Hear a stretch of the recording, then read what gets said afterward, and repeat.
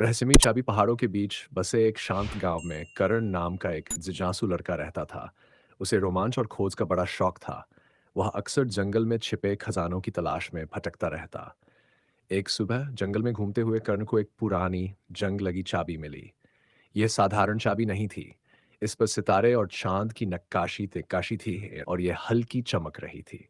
उत्सुक होकर करण चाबी अपने घर ले आया और सोचने लगा कि यह किस ताले को खोल सकती है। उस रात करण सो नहीं सका। उसके मन में कई सवाल उठ रहे थे। क्या यह किसी खजाने का ताला खोलती है या किसी गुप्त दरवाजे का? अगले दिन वह गांव की बूढ़ी अम्मा मीरा के पास गया, जो पुरानी कहानियों और रहस्यमय चीजों के बारे में जानती थीं। अम्मा मीरा ने चाबी को ध्यान से देखा और मुस्कुराई। यह, उन्होंने कहा, चुनावों की चाबी है। ये पहाड़ों में एक दरवाजा खोलती है जो तुम्हारे दिल की शुद्धता की परीक्षा लेती है। लेकिन ध्यान रखना, करण, उस दरवाजे के पीछे क्या मिलेगा, ये तुम्हारे इरादों पर निर्भर करता है। अम्मा की चेतावनी के बावजूद करण की जिज्ञासा शांत नहीं हुई। अगली सुबह वह दरवाजे की खोज में निकल पड़ा। घंटों चढ़ाई करने के बाद उसे धुंध में लिपटी एक गुफा मिली। गुफा के दरवाजे पर पत्थर में एक ताला बना हुआ था, जिसमें उसकी चाबी बिल्कुल फिट बैठती थी। थरथराते हाथों से करण ने चाबी घुमाई। दरवाजा चरमराते हुए खुला और एक लंबा अंधेरा गलियारा दिखा। जैसे ही वह अंदर गया, दीवारों पर मशालें जलने लगीं। रास्ता रोशन हो गया। गलियारे के अंत में उसे दो संदूक मिले। एक सोने का, जो रत्नों से चमक रहा था, और दूसरा साधारण लकड़ी का। तभी एक आवाज गूंज उठी, सावधानी से चुनाव करो। एक संदूक में बड़ा धन है और दूसरे में जीवन का पाठ।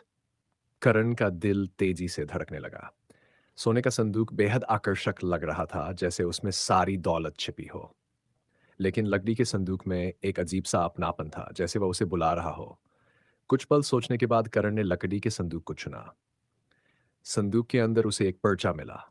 उस पर लिखा था, सच्चा खजाना वह नहीं जो तुम्हारे पास है, बल्कि वह है जो तुम दूसरों के साथ बांटते हो।